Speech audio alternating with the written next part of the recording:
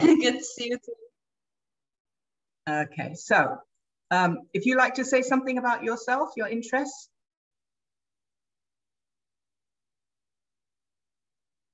Yes, I'm studying psychology, bachelor's, and I live in Lebanon. So you live in the Lebanon? Yes. And I think Amani's in the Lebanon as well. And you're studying psychology at the moment. Is that your bachelor's degree? Yes, it's my last year. Which year are you in? A university? Which year? Oh, year. Yeah, third year, the last one. The final year. Oh, okay. Because we have in the past we've had students not for the short course, but for our diploma courses, the professional practitioner courses that we run. We've actually had a few times had students who've actually been doing their final year. This is in the UAE mostly, at the same time as doing their diploma for studying clinical psychotherapy and hypnotherapy and counseling. And that's been quite a challenge because obviously it's demanding in that final year. And we had one lady, she's actually Qatari, but she used to come over for the modules before it was all done online. And she was studying, but she really wanted to do her master's as well. But her parents didn't want her to spend any longer in Dubai after she'd done her bachelor's. So she actually did concurrently train with us, which was a big challenge, but she made it. So she got the professional qualifications so she could practice as well as having her academic degree. And now she has a successful practice in Qatar, which is good to know. And now we're actually doing everything we're doing is online. At the moment, I'm in Morocco, and we're not, our institute is registered and based in the UAE, but we actually are doing all our teaching online at the moment. And we're here, we have to be here for a time being because we have a center here and there's things going on here. So we plan to actually continue to work with most of our market is in the Middle East, but we also have people from the UK and Europe, and maybe in Morocco when we have more people who are speaking English because we teach in English language medium. So the two of you say hi to each other. One's studying psychology, nearly finished. One's interested and would like to study psychology. So who else have we got? We've got anybody else there now that I'm not seeing? I got down that we've got 7. So we've got Cherny, Alicia, we've got Kemo. So the couple of you that have just joined us, if you'd like to just say hi and introduce yourselves, preferably if you've got a video, it's nice for me to see faces so that I know. I was saying earlier, you never know with these things if someone's fallen asleep or gone to have a cup of tea, got bored. So it's much nicer if you can actually see people's faces. So as many as possible, if you can, let me see your faces while we're talking at least the beginning. Oh, we've got a noisy dog out there. What's it like in the Lebanon at the moment? Is it hot? I know it's going to be hot in Abu Dhabi and Dubai, but what's it like in the Lebanon right now? Yeah, it's very hot. It's very hot, and right. The electricity is out most of the day. It's terrible. Really? Yeah. Okay. We've had we started yesterday with a hot spell. Morocco's always pretty warm in the summer, but on the coast, on the Atlantic coast, we have nice cool breezes, so it never gets that hot. But there's not much wind at the moment, so it's actually hotter than it has been for really a long time. Quite hot, and so I'm feeling the heat because we're not used to it being quite so warm here because we don't have AC here. It's not usually necessary. So how about Chan or Chani? I've got Chani, Alyssa Lim, and also, as I said, a Chemo. or Kemo, I don't know if I'm saying it correctly. Could you just say hi, make sure that you're hearing me okay and that I can hear you? Hi. Kim written a message from UAE Sharjah. Okay, I had a couple of years of living in Sharjah myself and commuting into Dubai. I don't miss that traffic. Here, the only thing that slows you down is occasionally the goats or the sheep or the cows or the camels on the road. Sometimes they're not really very interested in letting cars go by. So that's the only thing that holds us up, but we don't have those traffic jams. And Kima, if you have an interest in, if you unmute yourself, if you've got a video, that would be great. What's your interest in CBT?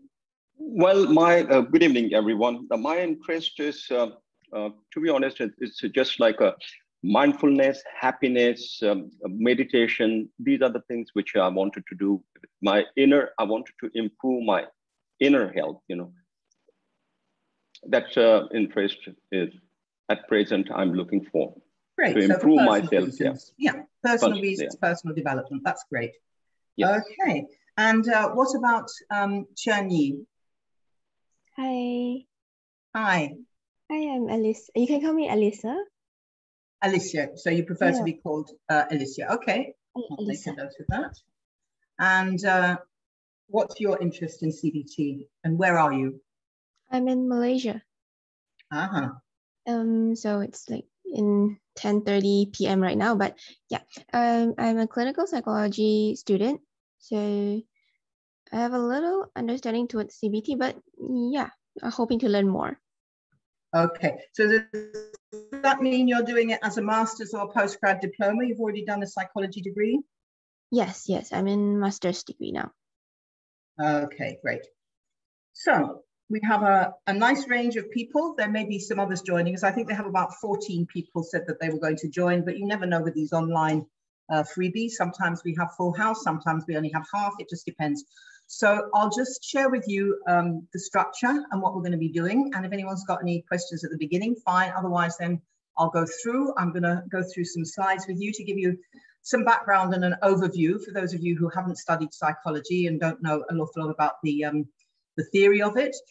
So to give you that background, a little bit about me and the Institute, about psychology, and then we'll be focusing on what CBT specifically is and why it's so useful and helpful for all sorts of purposes therapeutically, and why it's now recognized generally, you know, this is pretty much global, not just in the West or the UK or in America, but it's what we call the go-to therapy. It's what the majority of clinicians will actually say this is what the majority of people will benefit from. And it's also very flexible, so it can be used with other forms of modalities. And it's often taught as part of clinical psychology in relation to Alyssa's comments, but not necessarily, and also not particularly coming at it from a more integrative point of view with other modalities. So I will use plain English. Where there are some jargon words, I will explain them to you or ask if any of you, especially if we've got some psychologists here, to chip in and say what you think about that.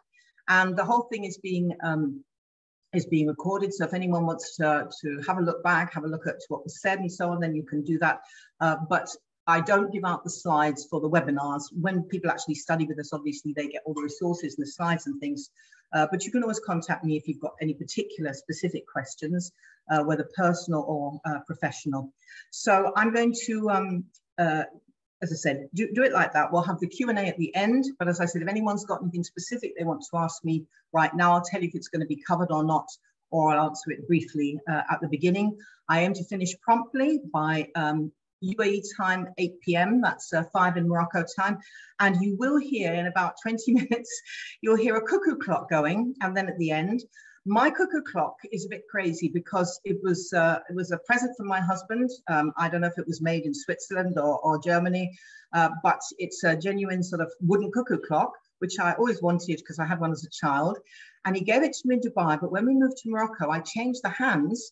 So the hands are on the correct time for Morocco, but it won't stop doing the number of cuckoos for Dubai. So it will be the correct time Dubai time when it goes off. It might go off a minute or two early. The other thing to say is that sometimes we have about 3 routers, a backup just in case, but sometimes if the connection is unstable, if it's really bad, then if I go offline for any reason, I'll swap to another router. So don't just give up and think, oh, that's it, she's left us now. No, it just means that the router's gone down. So if I'm in mid-flight, when I'm talking to you and it goes off, I ask for your patience just for a couple of minutes so that I can change the routers over. Okay, so anyone want to ask me particularly now or just want to establish now, then go ahead. You can either do it through the chat room or preferably come on so I can actually see. At the moment, I can only see one face and it would be nice to see more, but it's your choice. But as I said, I like to know that you're actually hearing me and that I'm not boring you or saying things that have gone way over your head and thinking, what on earth is she saying? So any questions at this stage? No? Okay, fine. So what I'm going to do is I'm going to share the screen now and I'm going to bring up, you'll see in a moment, a slideshow, and I'll ask you to just let me know that you can see that okay. Can everyone see the slide? Yes. Yeah. Anybody not see the slide? Speak up. Yes, I can see it. Great. Okay, good. So this webinar is obviously on CBT, cognitive behavioral therapy, and we call it positive psychology in action because everything that we do as an institute is based on the principles of positive psychology. This is probably one of the most crowded slides in terms of images that you'll see, but this is just to give you an idea and an indication that we are very keen on quality control. And so all the professional practitioner courses that we teach are in fact accredited. Our main accrediting body now is the National and International Council for Psychotherapists, and that is in the process of being accredited at basically at the top level of the feeding into the Professional Standards Authority, which is the UK's overview of training and standards for the professions. So we're under Health and Social Care Division. And so any of the diploma courses, any of the actual professional courses we run, whether short or long, are accredited along the line. As you can see, we've got the UK Open College. This is the Association for Professional Hypnotherapy and Psychotherapy. This is the National Association of Cognitive Behavioral Therapists. They're in the States. And I only put that there because a number of us, both teaching on the course and our graduates who have got the right kind of qualifications and experience, join the NACBT that's based in the States, as I said. Down here, we're also an accredited centre for delivery of courses for the that are accredited by the Canadian Counsellors and Psychotherapists Association.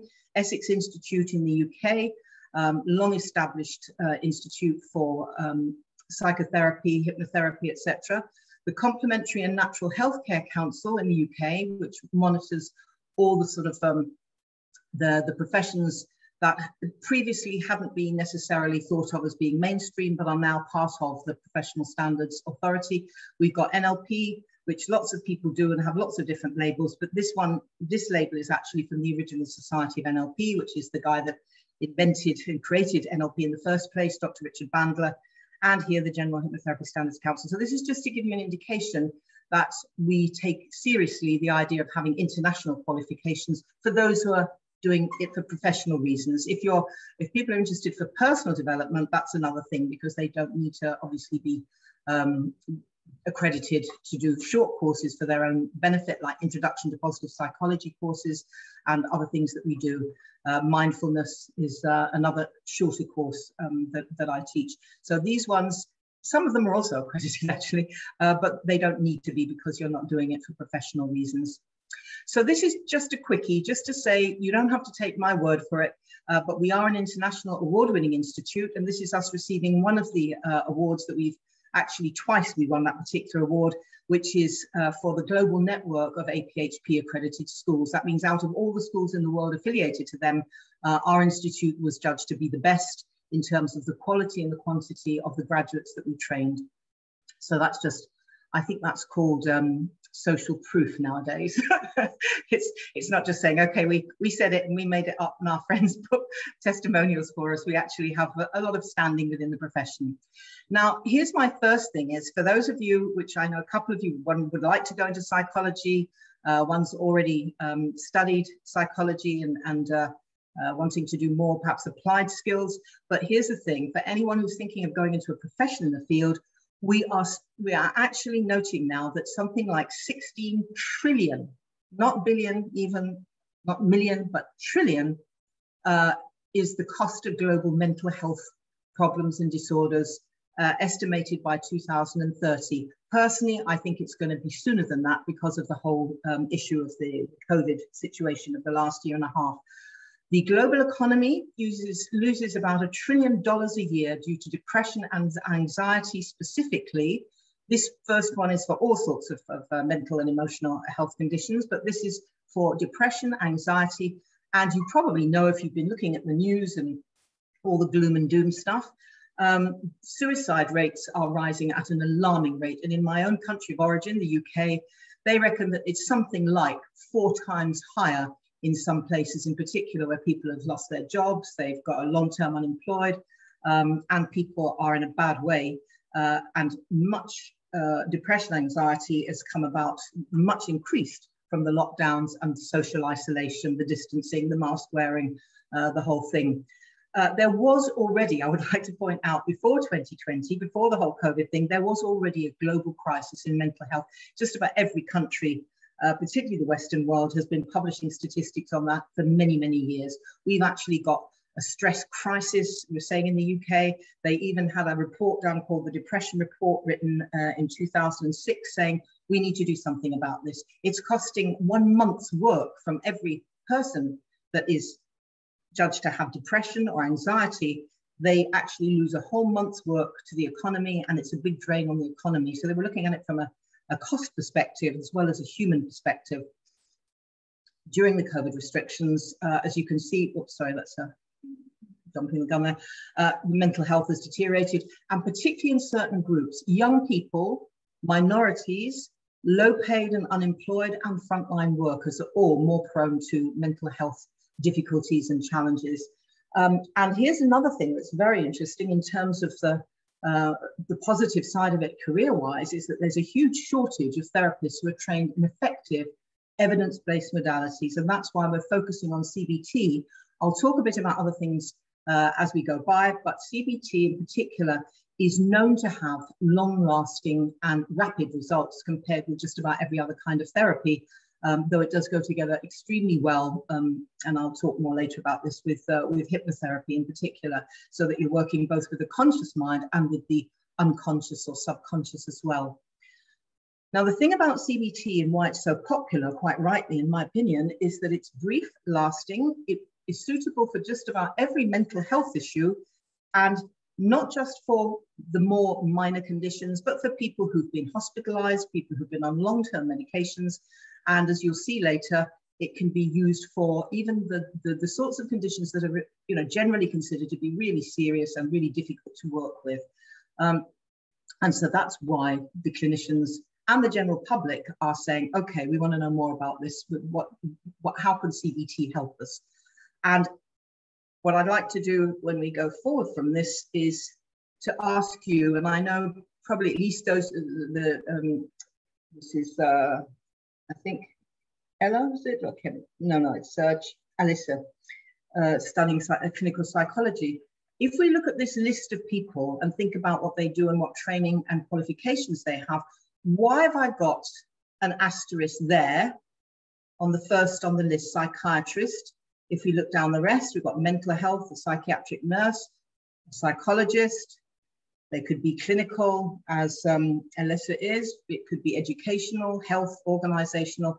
We have psychotherapists, and we've got a book that our students have on the diploma course that's about that thick, called the Sage Handbook for Psychotherapy and Counseling. There are many, many different modalities, many different approaches, many different models, some similar, some very different, and all of those come under the field of psychotherapy, as should hypnotherapy.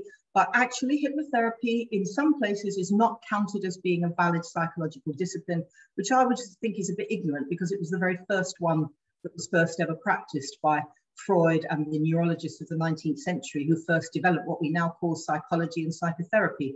But we have it in there. We've got counselors, and they do therapeutic counseling. They also do advisory counseling, because the word counselor has two different meanings. One is therapeutic, one is giving advice, giving guidance. We've got educators with pastoral responsibility. There could be teachers who look after the tutorial and welfare needs of their students. Some do that as well as teaching. Some do it as purely as a counseling role. And then we've got all sorts of social, community workers, and of course, coaching. Everybody and their aunt is a coach nowadays. There's so many different fields of coaching that have developed over the last 50 years, just under, since coaching started to be used for something other than just sports. Which is what coaching was before. So if we go back to this, what's the difference between a psychiatrist? And I'm going to ask one of you to just answer, volunteer what you think is the difference between a psychiatrist and all these others on the list. What's the difference, the significant difference that makes them a different field? Who's going to volunteer to answer that one? Hi, do correct me if I'm wrong. I'm just, sorry? Oh yeah, probably it's because psychiatrists are qualified to prescribe medication, so they are qualified for pharmacological treatment. Yeah, so what is a psychiatrist got to be before they can be a psychiatrist? In order to be able to do that, quite right, they can prescribe medication, and none of the others can. The nurse might well administer the medication, but is not able to prescribe it, can actually give the medication to their patients, but only because a psychiatrist has prescribed it. But actually, what is a psychiatrist? Because a lot of people, despite being well-educated, don't know the difference between a psychologist and a psychiatrist. They assume a psychiatrist is a psychologist. Well, they're not. So what do they have to do before they can become a psychiatrist? I think general medicine. Yeah, they have to train as a doctor. That's a big difference. They have to train as a medical doctor. Some of these people may well be doctors as well, but these have to be doctors in order to then go on to do their psychiatry further study. And mostly, how do they learn? What do they learn? What do they do? Well, whoever it was, I think it may have been Mr. said, prescribed medication. Well, yeah, because actually psychiatry started out with people like Freud and so on. We'll have a quick look at them shortly, because they were doctors. They were mostly neurologists, and they believed that maybe it was to do with the nervous system that affected people emotionally, mentally, etc. And until about 120 years ago, it was believed that if you had a problem mentally or emotionally, if you had a mental health disorder, that was it. It was, you know, you had it for life. There was nothing that could be done about it. So in the late 19th century, they started actually exploring, were there things that you could do to improve it? And over the last, it started out that way therapeutically, but over the last, say, 50 years or so, it's really shifted a lot. 50, 60 years, the emphasis has been all about looking for biological causes, which is actually never come up with any sound evidence whatsoever. So unfortunately, one of the reasons why mental health is such a problem is because psychiatrists, unless they do a training as a psychotherapist, unless they learn applied skills, what they do is they look in a book. In America, it's called the DSM, the Diagnostic Statistical Manual. We're on version 5 at the moment, which lists now, from starting out with about half a dozen mental health problems, we've now got over 400 listed. And then it tells you what medication you should have for which of those many, many problems. So essentially, it's a form of selling pharmaceuticals. The doctors use their device, and everything comes from the pharmaceutical companies, which unfortunately is always a problem in medicine, isn't it? Because those companies have a vested interest, right? So this is where we have a problem right from the beginning. The focus is not on health. The focus is on how can we sell drugs? How can we make money? And you probably know, I'm not going to go into great detail, but it's a vast, vast fortune. And if you look at what's been happening over the last year and a half, there's a lot of very disturbing things about vested interest, conflict of interest, people who've got patents on drugs and vaccines and all sorts of things, who then actually advise government what to do and don't declare their interests openly. So there is a real problem with psychiatry at the moment, in that psychiatrists are basically being told what to do by the drug companies, and not that many of them train as therapists. And I know this not only because it's my field, and I have been a dean in a research-based university, so I have an academic background as well as a practical background. But I have trained a number of psychiatrists who've come to us to train because they say, I don't want to just give people drugs. We know they don't have any lasting benefits. If they come off them, they've still got the same problems, and often they'll make things worse, not better. I want to know how to actually be a good psychotherapist so I can help my patients as a psychiatric doctor. And the other thing is that any doctor, including GPs, can prescribe the same medication, even if they have no training in psychiatry whatsoever. So we have a big problem when masses of people in the world are on medication that actually doesn't make things better for the vast majority of them, and may well make things worse, both emotionally, psychologically, and also physically, especially overtaking medication over many years. It can do things to the heart, to the brain, to all sorts of stuff. So all these people can incorporate CBT into their work and do. And so it's not, you have to then be a CBT specialist. No, you can use CBT methods in your coaching, in your counseling, in your psychology, in your psychiatry. So it is suitable for all these people, including people who haven't got a background in medicine. Okay, so I want to just say a few things about, I'm going to keep this very simple because I know there are people who are more beginners and haven't studied psychology as an academic discipline. I'm going to keep it in 4 simple strands, okay? These 4 psychological approaches. There's something wrong, and we call that deficit psychology. So from Freud and Klein and onwards, it was all about what's wrong with people, why are they sick, what's the matter with them. And Freud had a pretty grim view of human beings. He thought we were basically cannibalistic, incestuous, violent, murderous people, and we had to be controlled by society. But then he also theorized because it had to repress our basic instincts, sometimes we became neurotic, and sometimes that neurotic became psychotic. And so people needed to have treatment, and he developed what he called the talking therapy.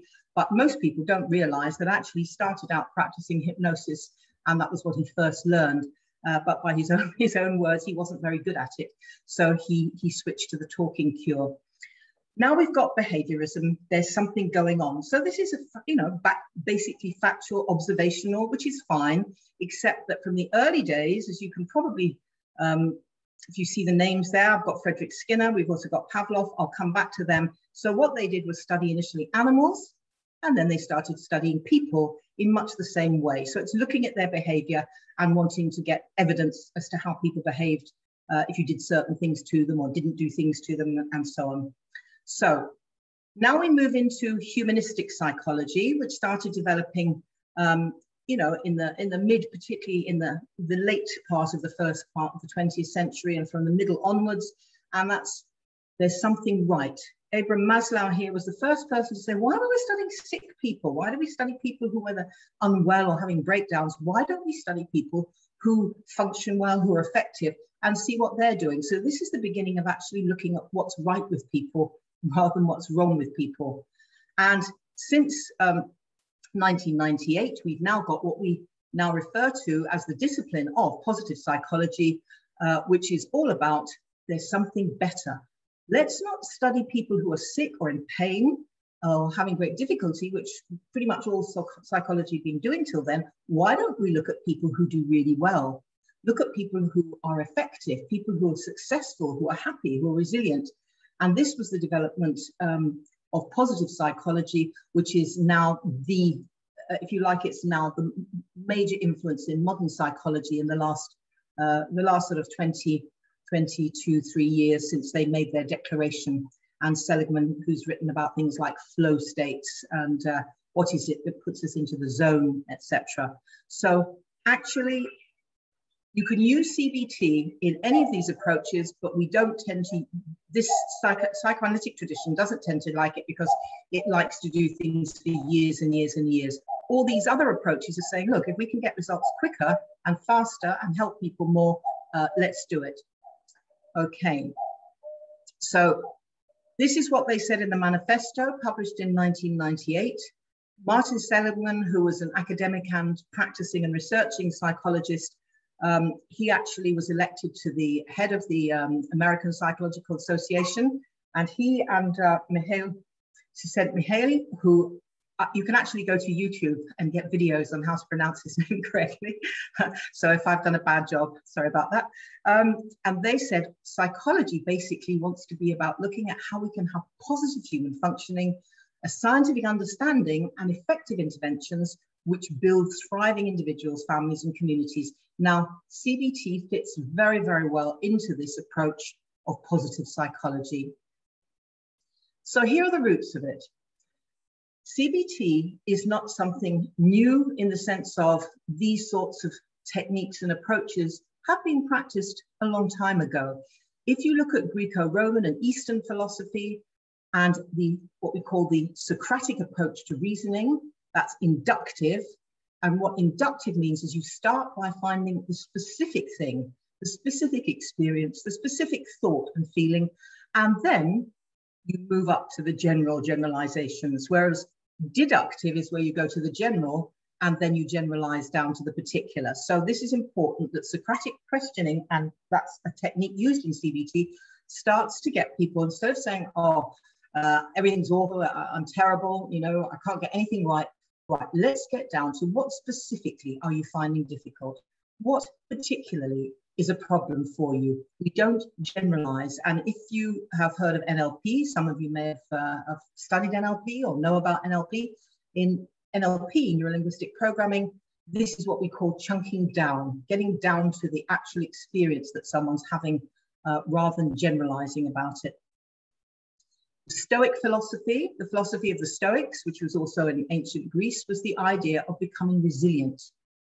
It's not what happens, but how you deal with it.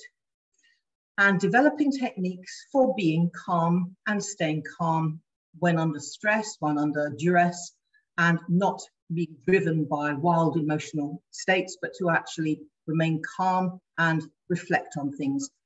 Mindfulness, you might say. And so mindfulness meditation techniques and an understanding of the human psyche from a philosophical and psychological point of view is particularly nowadays recognized in the latest variations of CBT. We've got mindfulness-based cognitive therapy, and there's actually a mindfulness-based stress reduction program, a master's at Oxford University in the UK, which incorporates Buddhist mindfulness techniques and meditation techniques into the therapy. So just to point out, this is about psychology and philosophy, not religion. So you don't have to be a Buddhist to practice these techniques. Anybody can do it regardless of whether they have a religion or if they're an atheist or an agnostic. It really doesn't matter. They can still use these techniques to understand themselves better, to get better control over emotions and thoughts and understand the whole process. And the one other more recent development in CBT is, I'm just saying, you might see around DBT. What's the difference between CBT and DBT?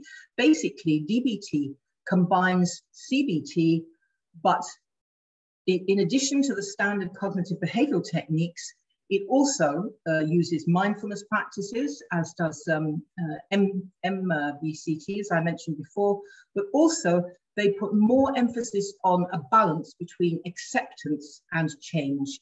Most CBT is all about change, positive change, changing thoughts, changing feelings and behaviors.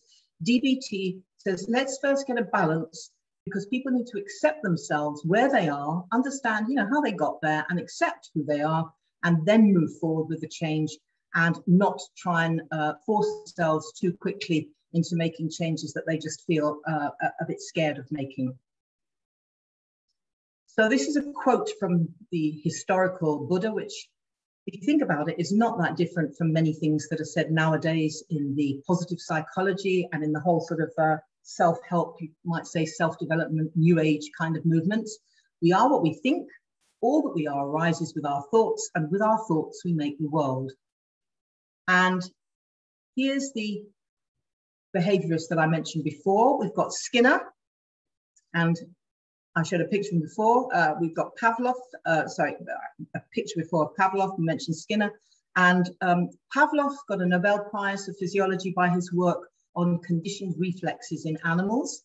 And then Skinner also studied animals. He studied pigeons.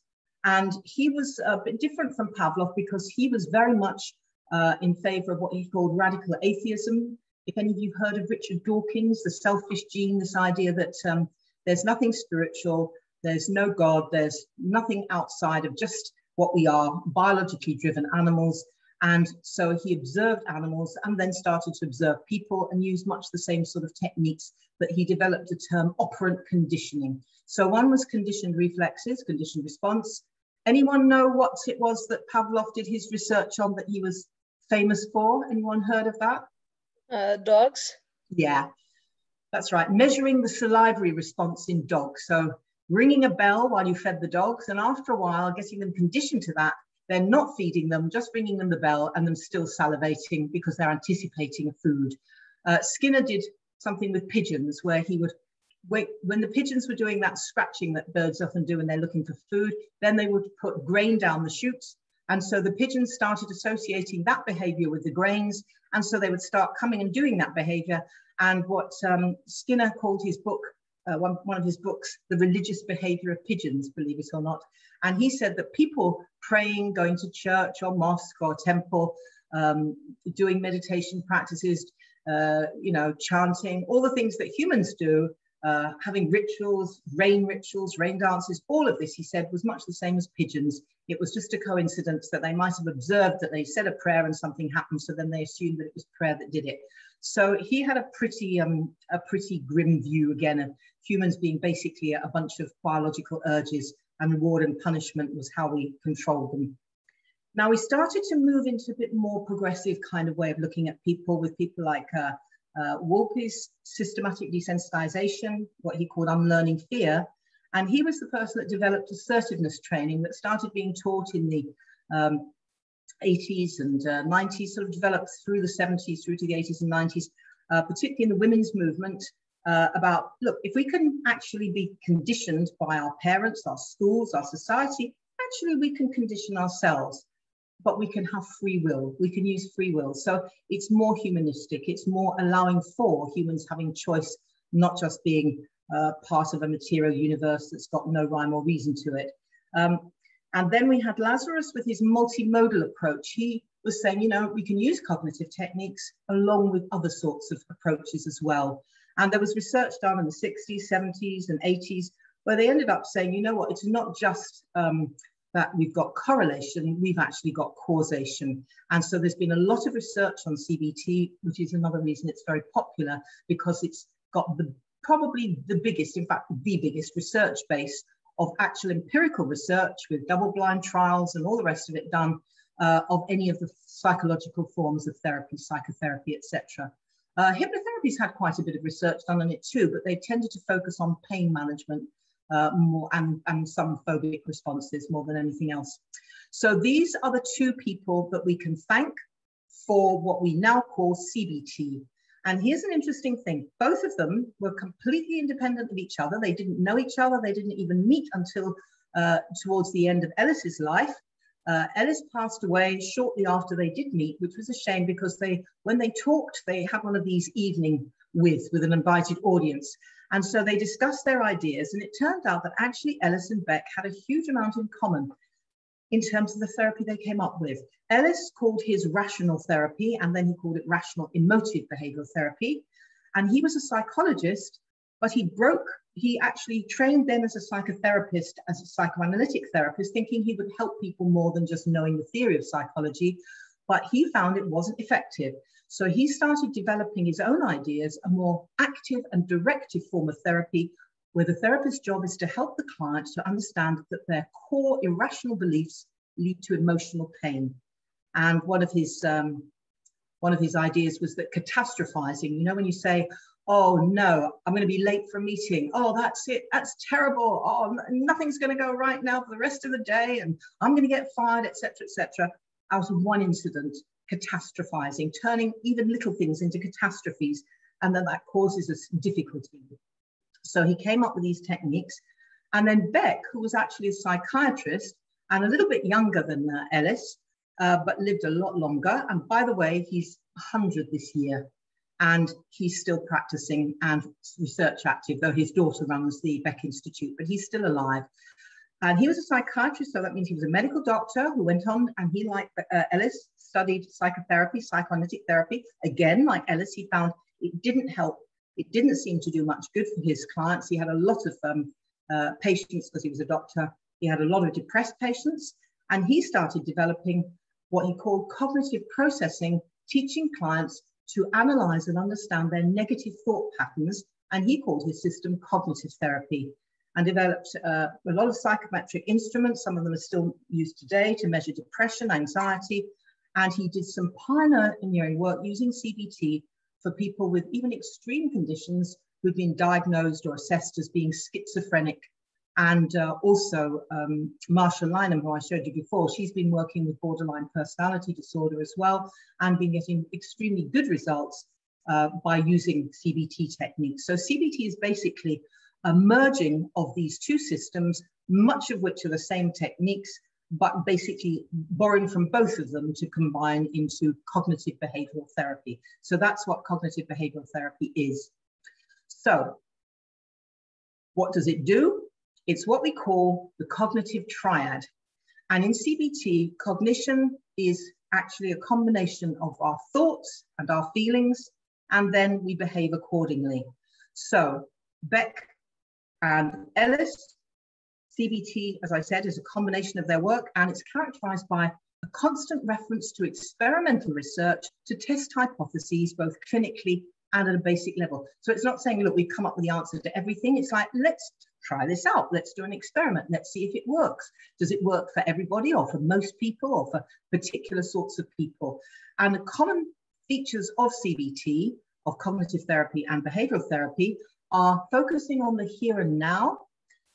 The therapist has a more directive or guidance role. They don't just listen and nod and say, They structure the sessions and they focus on alleviating the symptoms and the patient's vulnerability, encouraging them to move forward, but not to rush them along so that they feel overwhelmed and that the change is too much. So this cognitive triad is our thoughts. What we think affects how we feel and how we act. The emotions, how we feel, affects what we think and do. And the behavior, what we do affects how we think and feel. So you can see there's actually, we start with thoughts, we go to feelings, we go to behavior, but it's a dynamic system. As you can see, there's arrows going both ways on both of them.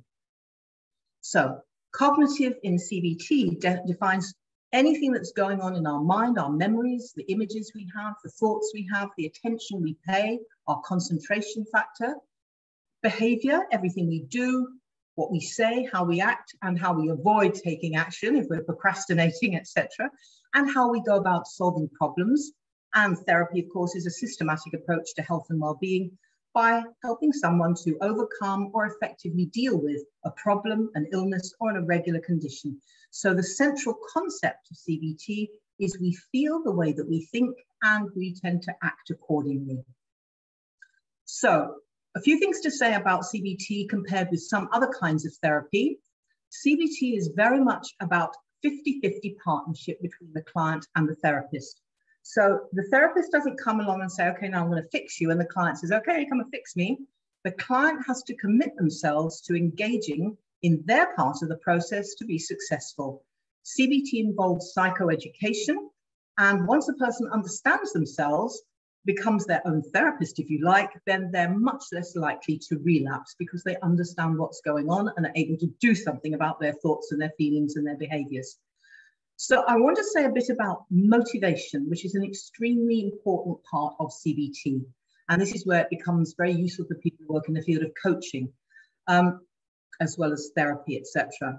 So here we've got two kinds of motivation to learn, one being extrinsic, coming from the outside, and intrinsic, where it comes from the inside. So we've talked about operant conditioning, you know, carrots and sticks, as you can see from the cartoon I've used. If you won't go for the carrot, the reward, then we're going to give you a nasty stick or even a nail up the backside. We're going to punish you in some way. And social cognition is the area where this overlaps intrinsic and extrinsic. I'm going to say more about that in a moment.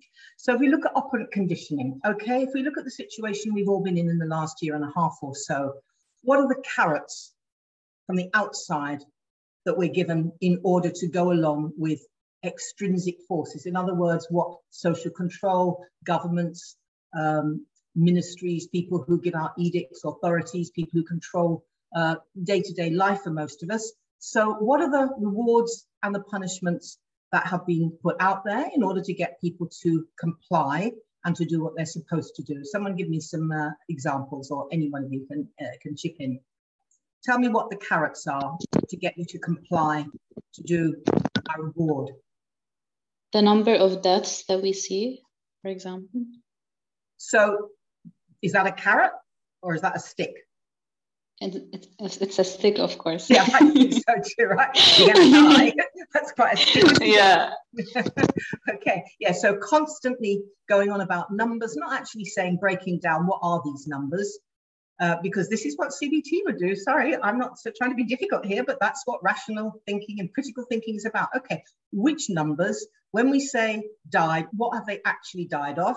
So we're told COVID deaths. So does that actually mean COVID deaths, or does it mean that they died of pneumonia or an underlying health condition, and then getting a particularly nasty flu on top of that was just too much for their system? When they say number of cases, do they mean people who've got negative tests, when we know that the tests are not accurate when they're done in the way that they're done? So you see what I'm saying here? CBT will not actually just sit and accept something that's coming from the outside. And this is why it makes it quite challenging at the moment to actually get clients, because it's justifying a lot of people who previously you would have said were germophobic, had OCD, are now saying, see, I was right, there's germs everywhere and they're out to get you. So this is why the CBT process of analyzing specifically is very important to actually overcoming the stress and the fear that actually switches off the learning centers in the brain. I can say more about that later if anyone wants to challenge me on that, but there's lots of evidence about how that works. So that's a stick. Yep, you won't get to travel. You might die, as you said, the extreme one. You're going to be in big trouble. You're going to be fined. You could be arrested. So there's a lot of sticks there. What about the carrots? What about the carrots? What are the rewards?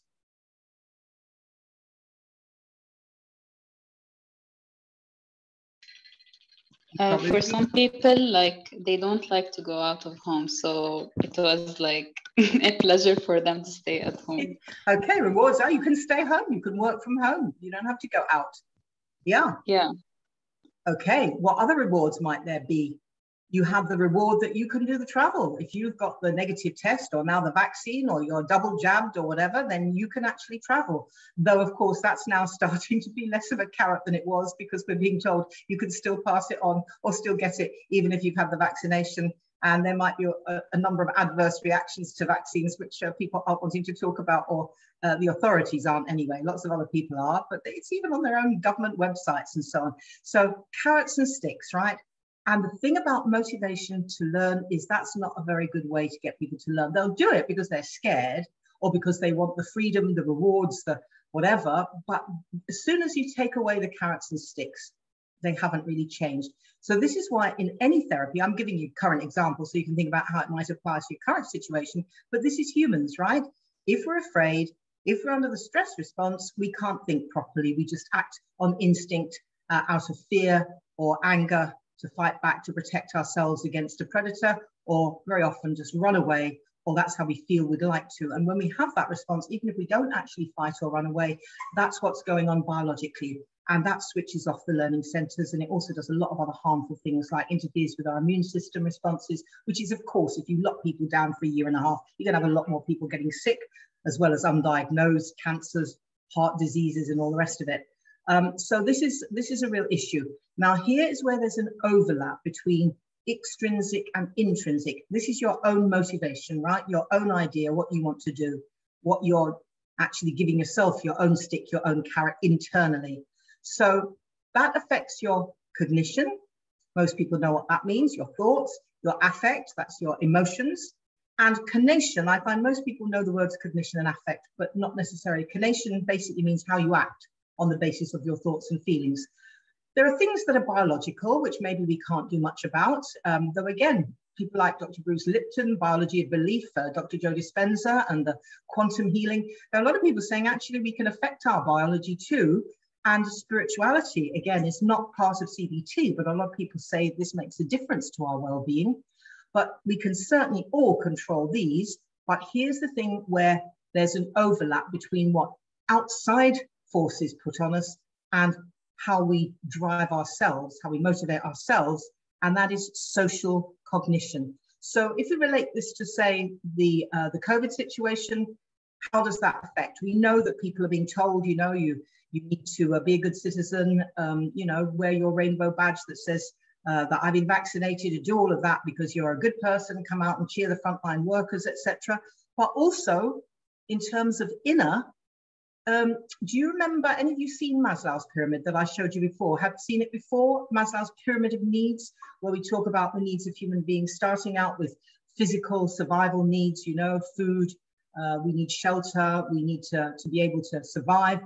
We also have social needs. We need to be feeling that we're belonging. We want a society of friends, of family. We want to be perhaps respected for our status, for the work that we do. And then at the very top of the pyramid, he's got self-actualization. So if we think about the middle part of that triangle, the middle part, which is about social respect, family and friends, people who care for us, etc., that's social cognition, right? We want to be liked. We want to be popular. We don't want to be rejected. We don't want to be cast out. And so here, this social cognition is where both internal and external influences apply. Does everyone get that okay? Any questions on that, or is that clear? Yeah, clear. Okay, good, thank you. So this is how we look at cognitive affective, in other words, thinking, feeling structures in CBT. So we all represent the experiences that we have into what CBT calls self-schema. And that's a very simple concept, really, if you break it down. It means well-developed self-concepts that come from our experiences in life and how we interpret these experiences. And we've got our own self-schema for particular domains that are personally important to us, for which we have well-developed concepts of ourselves. So, for example, one self-schema is about the domain that relates to other people, our relationships with others, how we relate to others. So one person might say to themselves, I'm friendly, I'm a people person, and that's how they think of themselves. And another person might think of themselves as being shy, I don't trust others, I'm shy. Now, we can't say that one of those is good or bad. The CBT approach would not be crude positive thinking like, oh, well, see, friendly people person, that's positive. You don't trust others, you're shy, that's negative. No, because think about this, if we take each of those, if you're friendly and a people person, that could be really good for having a social life, for having friends, for working with other people. But where might it be if you wear your heart on your sleeve, if you're very dependent on the other people's approval, if you trust people, naturally you get, you know, you like people, you tend to accept what they say to you, what might happen to you as a result?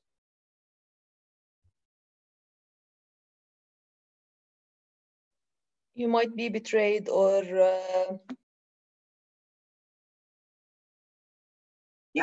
get into trouble. Or someone might rip you off of your life savings. Exactly. Someone might cheat on you. A partner might say, no, I'm, you know, of course I'm faithful to you, darling. And then they're just lying to you. And so you find out sooner or later and feel very betrayed.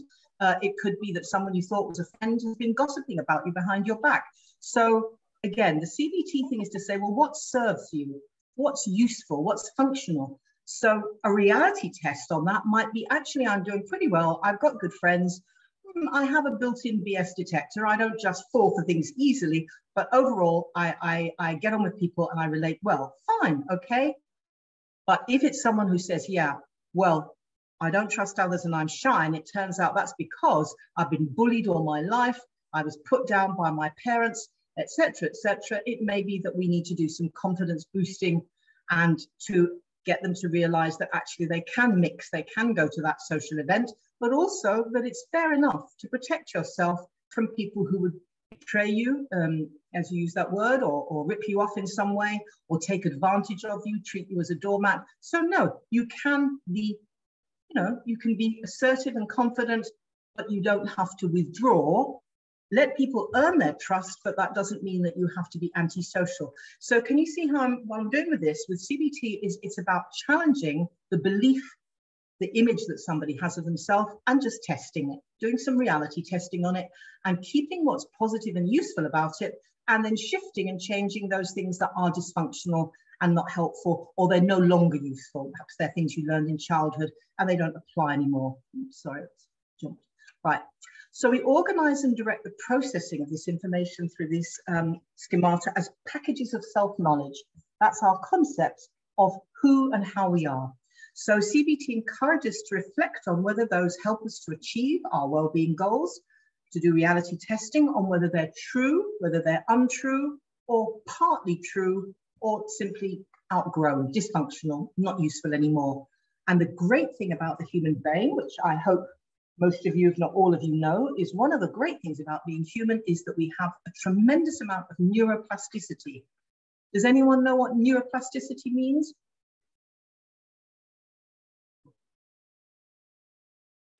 It lets you do this.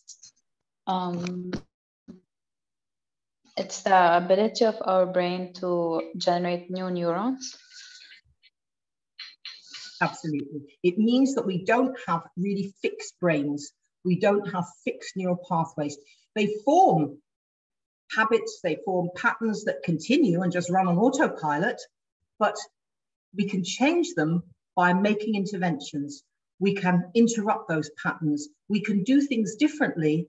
And anyone of you who's either studied or read psychology, what have we found over and over again in experiments in psychology? How many repetitions does it take to change a simple habit on average? A simple habit, not a difficult, not something that's really challenging to learn, like walking and talking, but a simple habit. How many repetitions does it take to change it?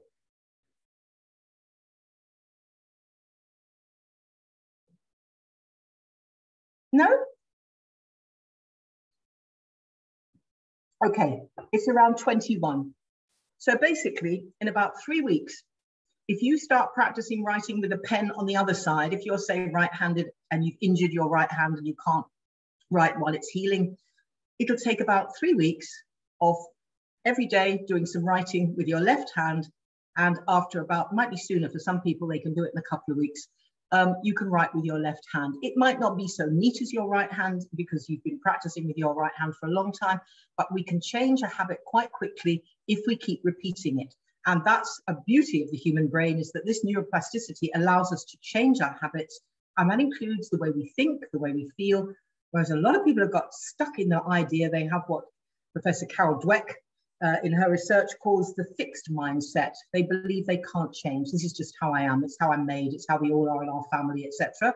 Whereas people who cultivate the growth mindset, who cultivate experimentation, trying out, seeing if things work. If they don't, try something else instead. Who like the challenge of learning, who like what they learn from what they're doing, not afraid to make mistakes, don't see themselves as failure, but as getting feedback. That's how people develop. That's how creative people operate. So human beings have a tremendous capacity for that, but they don't really know it. They're not educated for it. They should be. And I've known a number of people, including heads of psychology, who run IB courses and so on in school, and they start introducing critical thinking. And we say, really, you shouldn't wait till they're 16, 17, 18 to teach critical thinking. Bring it in kindergartens, bring it in the early school years. They need to learn how to think and the process of thinking. And the scientific method is built on experimentation. Have a go, trial and error. Edison had to do well over 1,000 light bulbs before he got a light bulb, didn't he? But he didn't stop trying. He didn't go, oh, that's it. And imagine a baby takes one step or tries to, falls over and goes, that's it, I'm never going to walk again. So we don't have to be like that. We can actually keep moving, keep shifting, keep changing. Now, what Beck found in his research in the 60s was that there was a significant correlation. And now, as I said at the bottom, we now know it's not just correlation, but causation, that the more depressed a person is linked with the degree of negative self-evaluation and pessimism that they have. There's a strong correlation, we would now say causation, between a negative view of the future is not going to be any better than it has been, and it's probably going to be worse, and a negative view of the self. Oh, I'm never going to get any better. I can't do this, I can't do that, I'm rubbish, I'm stupid, I'm unworthy, I'm not lovable, etc. So the more people go around thinking like that, and producing the chemicals of emotion that produce the feelings, and then produce that characteristic body language of depression, low energy, tiredness, exhaustion, lack of motivation, etc. All of that can actually be turned around by adopting the critical thinking perspective and starting to encourage a person to analyze and reality test the truth of what they're thinking and feeling. So if they've got a negative view of the situation they're in, if they've got a negative view of themselves and a negative view of the future, that is somebody who is either depressed now or very soon will be, or may live their whole life as a depressive and don't think that there's anything that they can do about it. And that's the great thing about CBT, is learning that you can do something about that. So the purpose of the CBT is to identify the thoughts and the beliefs that somebody's got by self-monitoring, by noticing, by making a note of it, and educating the client in order to raise their awareness of themselves, their own thinking, their own feelings, and understanding the relationship between the thoughts, feelings, and behaviors. Because here's what we can do for ourselves without medication that might have all sorts of negative consequences, but by changing our own brain chemistry, our own hormones, our own endocrine system. And this is the brilliant thing, that we're changing our chemistry all the time by what we think and feel. If you sit and think about something that makes you feel really peed off, or really upset, or really angry, you'll very quickly produce stress chemicals, and they will result in the flattening out of the happy hormones. If you think about someone you love, something you enjoy doing, and you think of something that elevates your mood, you immediately feel that feeling, that good feeling in your heart, find yourself smiling or chuckling. Immediately you're releasing those endorphins. If you're looking at your dog or your baby and you feel a flood of love and affection, oxytocin's going around.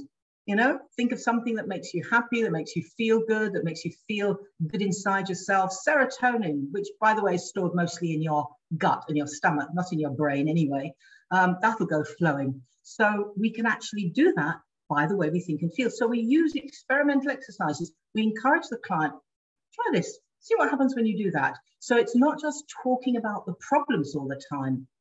So we focus on the rationality and accuracy of our thought processes, and where they're not verifiable or accurate or only partially true, then CBT seeks to change those dysfunctional automatic negative thoughts we've got running on go-to loops and starts to make interventions that change them into more rational and realistic ones. So clients are encouraged to notice and record their emotional state. So it's not just coming to the weekly therapy, it's on a daily basis doing certain things. I, for example, use the Happiness Advantage project and get clients to keep happiness journals. I give them forms to fill in, depending on what symptoms they're presenting with, to actually go away and explore and find out what the triggers are, for example. Is it certain times of day? Maybe it's after you've eaten a certain kind of food. Maybe it's what a particular person has that effect on you. And to start keeping specific records, whether a journal or a record or a form, keep those on a daily basis so that then we can actually reflect in the following session on what's happened, what was useful, what worked for you, what didn't seem to be so useful, etc. And because, by the way, I'm an integrative therapist and I teach people integrative forms of therapy, I also use a lot of hypnotherapy and NLP in my work, therapeutic NLP. And so we can be doing all sorts of other things as well, be having them practice, because one of the happiness techniques is meditation, or anything that puts your brain into an alpha or even a theta state. So I have them listening to suggestion audios whilst they're actually reprogramming their brain to start absorbing subconsciously all these new ideas and suggestions with stories, with metaphors, with visualization, with enjoyable things to do. So learning becomes enjoyable and fun and not a chore that you've got to do. So changing basic cognitions, a thought process causes a feeling process. So here we go. Someone tells himself, I'll never have a good job. That leads to a feeling of being hopeless. What is that likely to result in terms of their activity? What's someone who feels hopeless likely to do if they believe they're never going to get a good job? What won't they do? They won't search for a good job. Yeah. Because they won't find it. Yeah, they might possibly send off for a form, but then I think, what's the point in wasting time filling it in? They're never going to choose me. Or maybe they get as far as filling in a form and send it off, but then they think, no way, there's no even point in going to the interview if I get called. And say they even get as far as going to the interview, they'll be nervous and they'll be putting themselves down so they won't get the job. See, there was no point. I told you I wouldn't ever be able to get a good job. But more likely, as you said, they just won't even bother to look for a good job because they already have stopped themselves believing that they can. Nobody likes me. I feel lonely and rejected. So what's likely to happen to them? They will isolate. Mm-hmm. So if they get a party invitation or an invitation to go and have coffee with someone, have a chat, meet up with old friends, what are they likely to do? They will decline, probably. Yeah, or even if they go or they get dragged there by somebody who's trying to cheer them up or get them out of themselves, they'll probably just sit there in a corner, not interacting. Or if someone talks to them, they won't bother to say much back because what's the point? Because they won't like me, etc. Right? But as you said, they probably get to a point where nobody invites them anywhere anymore because they never accept the invitations. So then they're self-isolated and they're stuck and they're not making any progress and they're missing out on that middle part of the pyramid, which is interaction, social interaction. We are social creatures. We need to see other people's expressions, body language, hear their voices, have hugs with them, etc. If we don't get that, then we start to be like a neglected child who doesn't get any parental attention, and then we feel sorry for ourselves. Now, here's a thought, which is not saying I'm perfect in every way, each and every day, it gets me more and more perfect, right? But it's a positive thought. And this thought is, I've solved problems before. Now, as soon as you think about, I've done something, I have been able to do something, it might be a small thing, but it might be a big thing. It might be something that's similar to what's facing you now. It might be different, but you might have transferable skills. So then that leads you to feel hopeful and positive, and then you start looking for solutions to your problems. I don't know if you ever come across the work of Dr. Richard Wiseman, and he is a wise man. He's a professor of psychology and also a fully fledged member of what they call the magical circle, which is people who do stage, conjuring, stage magic and all that. And one of his researches that he did led to writing a book called The Luck Factor. And he did this as academic research, with proper blind trials and all the rest of it. And he found he was interested to know the phenomenon of luck. Is it just something that comes left field with no idea? Or are there certain behavioral characteristics that mean that someone is far more likely to be lucky? And the research showed exactly that that was the case. A few things happened he couldn't explain, like one of the people in the lucky group, while they were doing the research, actually won the lottery. So that was something he couldn't quite explain why it was to that extent, but he could explain and came up with a whole personality profile that people who are interested in others, who make a point of talking to people that they don't know, in taking part in experiences they haven't tried before, extremely persistent to the point where you think they're crazy, to try and find a way to make something work, to make something happen. All of these were behavioral characteristics of people that were lucky when they were very different in other ways. And he found that actually people can change their habits by doing these things and finding that it shifts and it changes the way people relate to them and the opportunities they see. If someone drops something on the floor, they'll notice it, they'll see it, they'll pick it up. They will talk to people that they don't know and make a point of seeing if there's any way of connecting. So there are, again, behavioral strategies that we can use that will actually make us more positive, more hopeful, and in this case, luckier. So these are the stages, just briefly. Normalizing, the CBT therapist aims to bring the client's scores such as depression back to the normal range. And there are a series of behavioral techniques. So this could be breathing and focusing to induce the relaxation response, like self-hypnosis, like meditation, doing breathwork techniques, art of living. So a lot of different modalities can come in there, yoga nidra, etc. Daily activity schedules, setting yourself certain specific things to do and actually reflecting on things like gratitude, things like something positive that happened in the last 24 hours, or 5 things I achieved today, and pleasure ratings. What things do give you pleasure? What things do you enjoy? And experiments, including what we call controlled exposure. So maybe I'm terrified of spiders, but could I look at a picture of a spider from a distance off, a really tiny one, and breathe and feel quite okay about it? We're not suggesting what we call flooding. Some people do it. I'm not a great fan of it, where you just have a massive big spider and you take yourself up to maximum fear, and then eventually it will subside a bit because we can't sustain 100% fear all the time. We tend to do it in more gentle ways.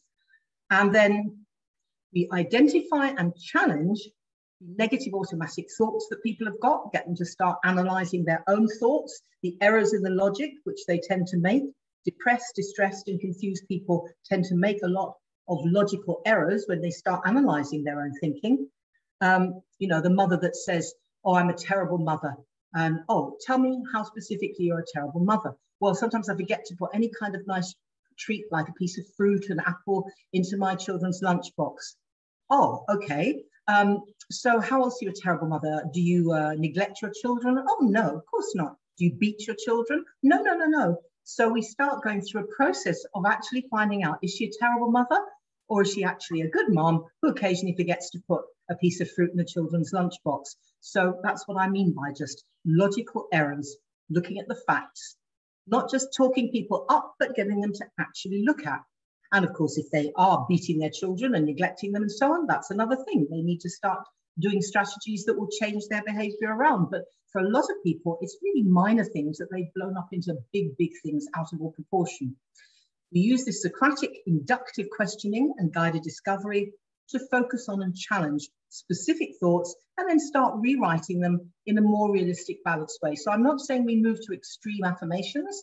Some people are ready to do that, but to start having more constructive, more realistic, more positive thoughts and giving themselves kind feedback. Now, would you say that to a friend? Would you, the way you beat yourself up, I'm useless, I'm unworthy, would you say that to a friend? Well, no, of course not. So how comes you can't be as kind to yourself as you be to a friend? That's an interesting question for a lot of people to reflect on. I had one lady say to me, wow, if anybody tried to talk to me like that, I wouldn't have it. And I'm an easygoing person. But if my husband or my friend spoke to me like that, I'd say, how dare you? And yet that's how I talk to myself. So it's very useful for people to start reflecting on what is their self-talk. And about 5 sessions minimum to learn to identify and challenge automatic negative thoughts and the things that trigger these. And the client starts to ask themselves, what was going through my mind just before I started to feel this way? Starting to notice the connection between their thoughts and what that does to their emotions.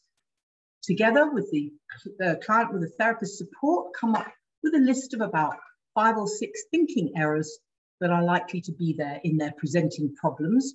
And the client then starts to become an observer of themselves to reality test these negative thoughts as hypotheses, right? Not taking that they're facts, but saying these are ideas. So are they accurate ideas or not? Again, back to the critical thinking. Alternative ways of thinking can be substituted for the original negative thoughts that are more balanced and realistic and reflect the client's experience more accurately. And then another 5 sessions. This is just using CBT. By the way, I tend to only do 3 to 5 sessions altogether because I do long sessions and I combine CBT with hypnotherapy. But just using classic CBT therapy, we're looking at around 15 sessions, maybe 10 if you're doing longer sessions with them. And then in those later sessions, starting to work with deeper core beliefs and schemas, which are often unconscious. And this is where hypnotherapy can become very useful because CBT doesn't get into the subconscious mind. Everything is done cognitively. So with hypnotherapy, if you know anything about hypnotherapy, this means working at the subconscious level, below the level of the conscious critical mind. Negative automatic thoughts might seem plausible because they're generated around specific themes like I'm not good enough, I'm worthless, I'm never going to change. So we get the client to capture these by saying them aloud, recording them, or I prefer myself to get them to write them down because writing uses a different part of the brain. You know, the emotional responses, the anxiety, fear, those sorts of responses are processed by the right and down into the lizard brain, as we call it, the primitive brain, the survival brain. Whereas rational thinking, and that includes activities like writing, sequencing, counting, things that we do with our left brain, actually, as soon as you start to write something down about your thoughts and feelings, you're changing your experience because you're bringing your conscious mind to reflect on what's going on instead of just getting carried away with your emotions. And so then you can challenge and change them. So just to give you a little bit on the research, because I said at the beginning, it's an evidence-based modality. In the treatment of depression, CBT has been statistically proven to change brain chemistry without medication. It's endorsed within the National Health Service, that's from the UK, where my original background is from, and throughout the private sector. But in most developed societies, it is now seen as being the go-to form of therapy for clinicians, that's doctors, GPs, psychiatrists, people who are referring clients to therapy. And all the main healthcare providers and insurers and regulatory bodies accept CBT as an evidence-based therapy that's been tested now for over 50 years. Beck's methodology has been demonstrated in more than 400 clinical trials to be effective for many conditions, including, I was mentioning this earlier, personality disorders. So in randomized controlled trials, it's been found to be effective for borderline personality disorder, or I prefer the term behaviors, and in initial clinical studies to be effective in schizophrenia, though this is usually initially at least in combination with medication. And you can find out more if you want to by visiting, that's missing a W, sorry, academyofct.org publishes Beck's research. Piece of research here in Canada, in Toronto, studied CT versus pharmacotherapy. In other words, some were getting the CT therapy, others were getting the drugs. They used pre and post-treatment brain scans because people who are very depressed tend to have certain kinds of brain scan, very little activity going on in the frontal left lobes in particular, a lot more activity in the amygdala and the emotional-based responses. Now, in this trial, very interesting, both types of treatment did change the brain, but with the cognitive therapy, the changes were top-down, while with the drugs, the change was bottom-up. Antidepressants affect one part of the brain amongst depressed clients, while CBT treatment affects another part altogether. So the antidepressants dampen the activity in the limbic system, which is the emotional center, as I was saying, of the brain, whereas CBT calms the activity in the cortex, which is the brain's seat of reason. So the important lesson in this is that pharmacotherapy does not change the brain permanently. It only changes it as long as you're taking the medication. So therefore, there is a very high incidence of relapse for people who only had drug treatments, which is why they effectively can be on it for years and years and years. And that's why I said all sorts of physical as well as emotional problems. If you look at the pack insert on the drugs, on the so-called antidepressants, you'll find things like increased anxiety, depression, increased suicidal ideation. It can lead to what we call a serotonin spike, which is associated with psychotic behaviors, where someone completely loses it for some time and can be very violent, self-destructive, or even violent to others. Whereas CT has actually changed the brain in the long term, so there's far less likelihood of relapse with CT. So without wanting to misquote or overstep the data, Beck states that he believes what he's seen, that cognitive behavioral therapy, and cognitive therapy is his particular way of doing that, does seem to be a cure sometimes. In other words, not just it helps or it alleviates, but it actually gets rid of the problem altogether. In some of the research, asking people after they've been on a program, how are you feeling now? They'll even say things like, I don't think I can have really been that depressed. I think I must have just been having a bad day. I think I must have been exaggerating. They can't get back that feeling. And you also bulletproof it by discussing with your client before the therapy ends, just to be careful, because sometimes if you get the flu or you aren't feeling well or there's life circumstances are very stressful, it's more likely that the old habits could pop up, in which case you're prepared for that and you go, I recognize that, I'm not going there again. And so you're much less likely to relapse when you've learned these thinking and emotional management skills. So the CBT has been shown by research to work. It helps the client to become their own therapist so that they understand their own thoughts, their feelings, and their behaviors. And therapists, counselors, coaches, anybody in the helping professions, the social and medical, all of those fields can use their own techniques and incorporate them into the CBT, or if they're primarily doing another technique, bring the CBT into that modality that they're using, hypnotherapy and other modalities, as I mentioned. So CBT changes these maladaptive and rigid cognitions, helps people to build on the positive side of their personalities, accessing their own inner strengths and resources. We help them to build on the positive side of their personalities. Everybody's got them. It's a question of finding them and focusing them and boosting them. So it is client-centered. It's not saying the therapist can fix you, you're broken. It's saying you can be empowered to help yourself. I can help you do it, but you've got to take action for yourself. Don't just lie helplessly as a victim and say, do something to me, magic it away. And it's useful, and again, research being done in all of these areas, insomnia, panic attacks, anxiety states, depression, a lot of research on this, sexual dysfunction, relationship issues, mood swings. And I would say myself, having used various modalities, including hypnotherapy with eating disorders and OCD, which are very challenging areas to work with, that actually hypnotherapy can be very effective and helpful. But I would say that CBT is the leading one. I would come at this with CBT, with the others as secondary, but CBT would be my first course of action, the first therapeutic modality with eating disorders and OCD, because these people who we actually teach this course as a separate mini course in its own right, because there's some very similar behavioral and personality characteristics amongst people who presenting with eating disorders and with OCD. very rigid in their thinking, very what we call dichotomous thinking, very black and white. Either it is or it isn't. There's no shades of grey, let alone colour in between. And they've got very stuck, very afraid of losing control, etc. And so the CBT is excellent for working with people who have these issues. But as I said, it can be used with many other modalities because it is flexible. So this is for those of you who already have, which is not that many of you. I think we are doing our next short professional diploma for people who've got experience in some field that's relevant. It doesn't have to be as therapists. As I said, they could be health and care professionals, counsellors, educators. We have people from HR who work with individuals, wellbeing coaches, etc. So this course is for them, and we are doing an early bird discount on this one, and that's on the Illuminations pages, you'll see.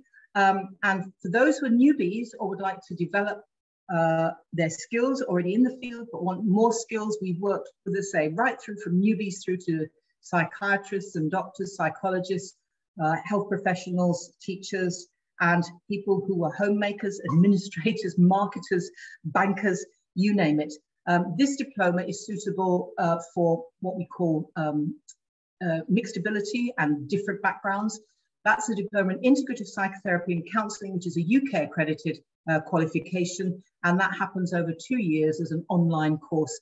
It's a new course. It's got the best of all the things we've done previously, but it's starting next year because it's, as I said, it's a new course and it's going through the process of accreditation with ICP and NCP, as I mentioned.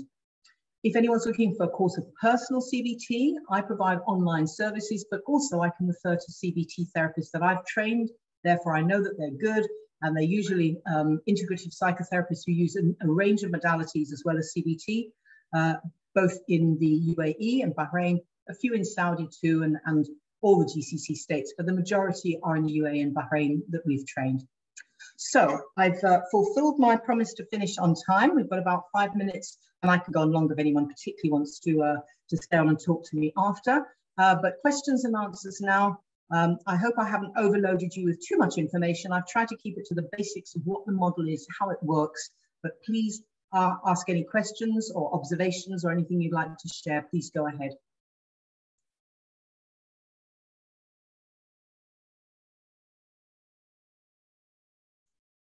Now, this yes, is I have a question. I told you at the beginning, if I don't have faces, I've no idea if people have fallen asleep or if they've gone off to have a cup of coffee or something else.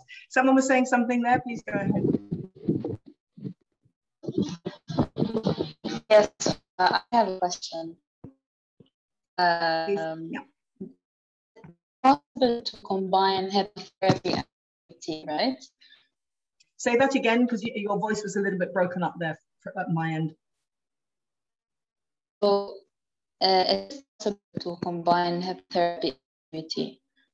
Absolutely. In fact, there are now people in the UK, there are people actually running in both private institutes, which is where most therapy training is done in the UK, but there are also universities that provide postgrad diplomas and masters. I've noticed that there's been an increase in those who are combining CBT and hypnotherapy. Some of them are calling it hypno-CBT, some of it are calling it cognitive behavioral hypnotherapy, but a lot more people now, and I like to think we've played our part in that because I've trained many hypnotherapists in the past, both in the UK and in the UAE, and lots of them say, oh, well, the way you taught us was different.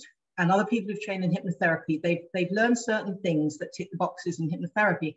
But when hypnotherapists talk about pre-talk, those of us who are psychotherapists would say that's when you're doing your other kinds of psychotherapy. So you'd be doing CBT, you might be doing, as I said, some therapeutic NLP. NLP goes beautifully with CBT because of the linguistic element, looking at the actual words used. So personally, I don't use CBT alone. Even if someone says they want CBT and they don't want hypnotherapy, I'll agree, but I can't help integrating hypnotherapeutic suggestions and language in what I do. So when I teach CBT, I'll have someone doing a closed-eye process and notice how they're feeling. I'll have them doing certain things, and we don't have to call that hypnosis. We can call that a closed-eye process, right? It's not about misleading the client. It's about therapeutically doing what's best for them. And if certain labels and certain words put them off, we don't use them. We can call it relaxation techniques. Some people like to call it meditation. You know, for me, meditation is when you step out of having thoughts altogether. But if you follow Dr. Joe Dispenza's meditations, for example, then he's talking to you all the time. So to me, that's more guided visualization and guided focus and thoughts. But it goes together very well because, as I said, the CBT can beautifully address the 5% to 1% of the mind that's conscious, and the hypnotherapy can deal with the 95 to 99% of the mind that's just running on autopilot most of the time.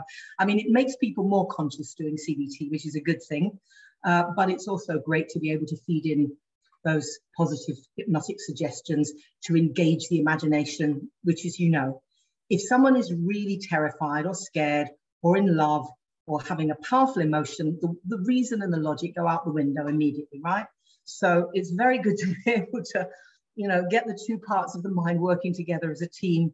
And also, I personally teach people sometimes some cross-lateral exercises, you know, a bit of kinesiology and things where they can do cross-lateral work like that, because as soon as you do that, your right and left brain are working together as a team, and you can't really focus on your problems, which is the basis of EMDR, you know, the eye movement reprocessing and desensitization. So it's that's why I said any modalities that you've got, if they're good effective modalities. Do you know about EFT, tapping, meridian therapies? Yes. Yeah, EFT, brilliant. I use EFT with my CBT clients as well. And I see, that's why I said, when we teach integrative psychotherapy, Nice. We teach all of those things, but the core things are CBT, hypnotherapy, understanding energy psychology and the mind-body combination, and breath work. If people can do the basics, a good job with all those things, they'll be very, very successful and effective therapists, and they'll bring about lasting change and a lot faster than people who only use one modality. I have people coming to me to learn hypnotherapy, actually, who are CBT therapists, but they find they're not so successful because they've got a client with lots and lots of repressed trauma and pain. I don't do much body work nowadays. I used to do more because I'm too old now and got too many mobility issues to be doing a lot of physical, you know, all over the place stuff. My husband is is still more into the physical side of things than me. So sometimes we get him in to demonstrate how someone can use some Taoist yoga or, you know, some breath work or some Wim Hof to get themselves being a bit more resilient, cold water training, you know. But the core of it, as I said, is around things I've mentioned to you already. And that's why we have people who, as I said, beginners can come and do a great job, especially if they've got the right attitude and they really want to help others in a good way, and they're not too softy and you know, willing to do a bit of tough love. But also we have psychiatrists, psychologists, people who come to us who'll say, look, I know all the theory. But one lady, she was the head of department of the University of Bahrain psychology department at the time, and she came to us to study because she said, look, I know all the theory, I teach it, but she said, I've got no applied skills. I'm not a therapist. I don't know how to make it work with people. So it's a question of people taking what they need. Some people need to do obviously more reading, you know, get to grips with the theory more. Some people have already got that. They can just get straight into the applied skills. But everybody needs to, we used to do a 1-year diploma and then a 1-year advanced diploma, and I found it was too bitty. You know, it was like, okay, we'll do lots of hypno and then some of this and some of that, and then we'd bring CBT in the second year. And they'd say, oh, gosh, we should have done this right at the beginning. And I agreed with them. You know, I said, really, we should be bringing in both right from the get-go, because I find, again, I'm not knocking anybody, but I've met an awful lot of hypnotherapists in my time, both in the UK and in the UAE and in Bahrain. Well, there weren't many then, so not many did I meet then. But in the UAE, there were quite a few. I found they hadn't been given good sound training in basic psychotherapy and counseling techniques. So they could do hypnotic inductions, they could do relaxation, they could do, you know, giving suggestions. They could maybe even do some regression work, but they didn't know how to actually set up really good rapport. If they'd done some NLP training with us, they were often better at getting in at that. But the CBT, as I said, is crucial for getting people to think logically and rationally and, yeah, I see how that goes, rather than just digging into the psyche, hoping that they might hit the initial sensitizing event. You know, you can quite systematically go about getting that to come forward. And sometimes people will not go there until they are in a really relaxed state. That's why, as I said, hypnotherapy can halve or even more the time you spend on CBT by getting straight in there in the psyche. So I'm a great fan of the combination myself. And that's why I actually won't be a member. I used to be a member of British Association of Counselling, which is now British Association of Counselling and Psychotherapy. On principle, I would not renew my membership when I discovered that they didn't actually recognise hypnotherapy as a verifiable psychological therapy. It's like, but it was the first one ever used. And people have known how to go into trance state ever since they've been human beings. You know, it's in shamanistic work, it's right there from the beginning. And so I think that's a real cheek, you know, to say, oh well, that's all kind of flaky out there, or that's complementary, that's not mainstream. So as I said, I think there's more of a shift, and the NHS is, and in the UK, certainly a lot of health insurance providers for private healthcare will pay for hypnotherapy for things like pain management, smoking cessation, weight reduction, phobic responses. You know, there are a lot of things they will pay. Oh, and skin conditions, psoriasis. I'm just trying to think from the days when I was working in the UK. So they will pay for that. In the Middle East, they prefer it if you're saying you're doing CBT, and then you could do just about anything under that label, because as I said, it's flexible. As long as you know your CBT and you're doing the basics, you call what you're doing CBT, they're fine with that in terms of paying people's bills. But they're a bit wary of hypnotherapy because of the culture and understanding what it is. You know, they've still got that idea that it's into my eyes and you're under. Yeah. Now give me your PIN number. Mind control or yeah. And the sad thing about that, of course, is that lots of hypnotic techniques are used in mind control, but combined with all sorts of other crowd control techniques, torture, you know, mass hypnosis through subliminals, through all the nonsense that we've been going through the last year and a half. So I'm just being honest here. I know about mass hypnosis, and I know it can be used very badly, but that's nothing to do with hypnotherapy and working with people individually to help them get over their you know, their fears and their blocks and everything. So I hope that answers your question. Because I like CBT, but like I was saying, and I always liked the idea of CBT, but like I thought something is missing. Like I like the hypnotherapy as well. So there is a program that combines them both. As you were saying. As I said, we teach a 2-year program that incorporates all of them, the ones I've mentioned, and the core is CBT and hypnotherapy, clinical hypnotherapy we call it, because it is designed to use in a clinical context. And it's not, you know, you have to teach things like past life regression, because people can spontaneously have an experience that they would call a past life experience. So we have to teach how you handle that.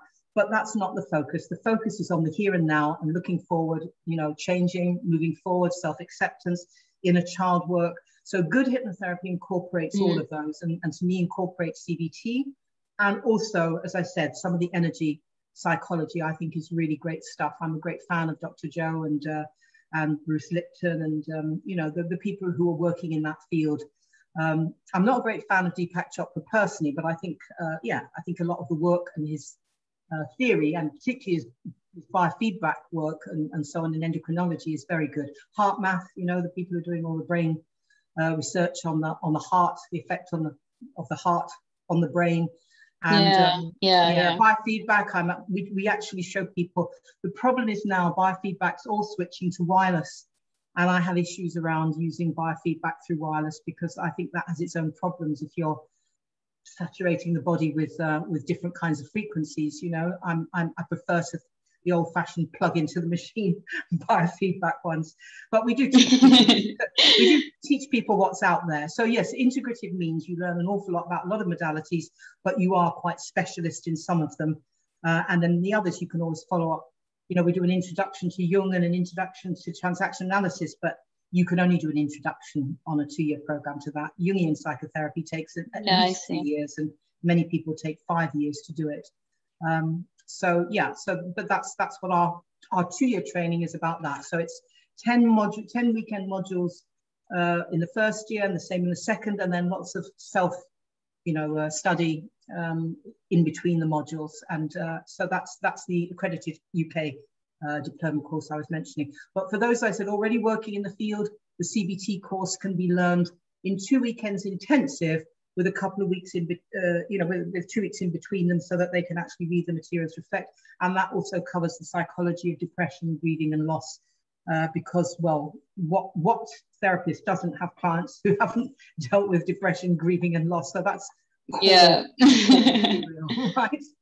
Yeah, so exactly. Thanks for your question. Thank and you for observations. answering. And anybody else got a question? I know a couple of people have had to leave now because we're over time, but if anyone wants to spend a few minutes longer and ask me any other questions, I'm welcome to take them.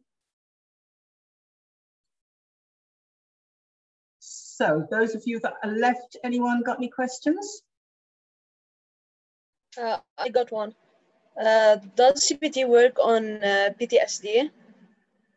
Yes, it's very effective with PTSD, and again, in combination with, in my opinion, in combination with what some people call somatic interventions, body work. So there are things like trauma release exercises, EFT and EMDR. EFT is being used a lot. A lot of people combine EMDR. This is the cross-lateral eye movement with the tapping on the meridians. So CBT is very useful for that as well, but I would say it's better when it's combined with other modalities as well, because you can set up the challenging, the negative thoughts and emotions. You can start to get out of that loop of automatic thoughts. It's very good for that. But in terms of body holding on to trauma, very often, as I said, body work, somatic interventions. My own speciality for years in London, we ran a therapy centre in London, and my speciality at that time was breath work. So also breath work is extremely good and powerful for releasing primal trauma, and primal trauma meaning like birth trauma, in utero trauma, immediately after birth trauma, but also for other kinds of trauma, later trauma. And with my observation that people who have traumas in early life are much more prone to be susceptible to trauma in later life, because they already have fear of dying, fear of life being dangerous, etc. And so the PTSD overlaid on that, they have a traumatic experience and they don't deal with it nearly as well with someone who's already resilient, has a good base of feeling love and confidence and all of that. And we see that in many programs, on stress.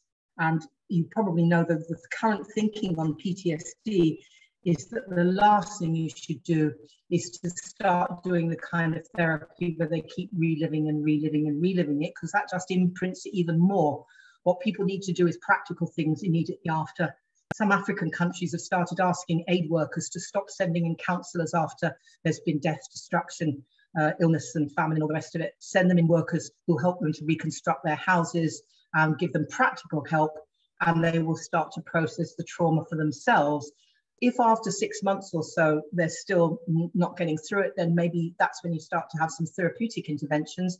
But it's not like a good idea to get people to keep rehashing and reliving. They're actually more likely, as I said, to imprint and make that trauma stronger. They've also found this in some research they did on the Hillsborough disaster. I don't know if you remember, goes back quite a way, but when the football stands collapsed and people were panicking and rushing out and loads of people got killed by trampling, and they found the people that got the counselling immediately after were actually a lot worse off in terms of PTSD than the people who didn't have any counselling, because they were meaning well, but they were actually getting them to talk about what happened, what they'd seen, what they get them to sort of repeat, go over it and over it, and it just actually made it worse. It kind of built neural pathways that just kept coming back on now, switching on again.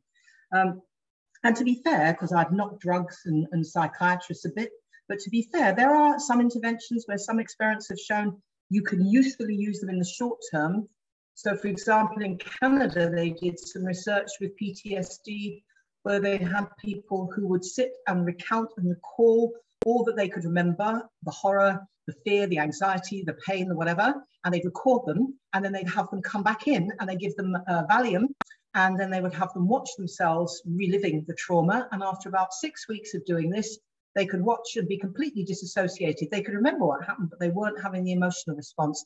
So to me, that's a success. if they've done that and managed after 6 weeks, not taking Valium all the time, not getting them, you know, dependent on the Valium, but just taking it as a way of relaxing and feeling completely while they're watching it and not associating with the emotions. So I'm for things that work, you know. Generally, I prefer if they don't involve drugs, but occasionally they do, and if they're effective, fine. But unfortunately, a lot of the drugs, as I said, they're not effective because they're artificially trying to sustain a high, and it doesn't work, and then the person's getting zombified. They don't really know anymore what their actual feelings are. Something that I also find very worrying during the time I was based and living physically all the time in the Middle East was that they were bringing back ECT treatment and trying to sell this as being what a good thing it is, and doing double spreads on it in the national newspapers and things, which horrified me because you know, all you're doing with ECT is you're scrambling the memory and the brain. And there was a quote at one of those articles at the end that's really shocked me. And it said, this woman said, "Oh, it's brilliant. I'm no longer depressed. The only problem is I don't recognize my husband or my children." I don't regard that as a successful outcome for therapy. Yes. And Thank also, by the way, just because I'm old and I've had these experiences, I knew of somebody, I've heard of others, but this is something I actually knew personally, who started reconstructing, remembering things that had happened many years before when they were abused, when they were actually in a mental hospital having ECT treatment. And it turned out, the only reason I found out, because this person never told anyone, that it was a police and social services investigation, because lots of people about 20, 25 years after the event were coming forward and going to the police or social services and saying, "Look, I started remembering things that I'd forgotten all about that happened when I was in the psychiatric unit." And it turned out they were all, none of them knew each other, you know, or knew what was happening, but they were all mentioning the same nurse. It was a male nurse, and he was abusing both male and female patients while they were tied down with the, you know, the gag in their mouth and all the rest of it from having had the ECT treatment. He was sexually abusing them. So I find that very interesting. You might be able to switch off or shut down or scramble the memory for a time, but if there's something unresolved, it's amazing how the psyche will actually put it back together again, because it needs to get closure, it needs to have release, it needs to have some kind of resolution, some kind of some kind of closure on what's happened. So I know of that a case like that personally, which is very interesting to me, that the memory can do that even after being scrambled and after so many years. Anybody else got any other questions? Thank you so much. Okay, you're very welcome. So if nobody's got any other questions, that's fine. I'll tell you what I will do, just in case anyone's got any follow-up that they think of. I will just put in the chat room. Okay, yes, someone, it's after midnight, so they have to go, quite understandable. Okay, this is my email address. You can also pass messages on to me through Illuminations. But if you want to contact me, I'm just, sorry. Okay, it's Dr. Layla at transforminst.com. So that's my email address if any of you do want to contact me. It's coming up. Is that not coming up? Okay, so I'll say good evening to those of you, or early hours of the morning if you're somewhere where you're after midnight now. I'm in the sort of late afternoon here in Morocco. It's just about 5:15. So thank you for being attentive. Thank you for your questions. And I hope it's been helpful and useful, and that I may well see some of you again at another time on one of my webinars or maybe one of my courses. So thanks again. Thank you so much. Thank you so much. Have a nice day. Bye. You too. Bye-bye.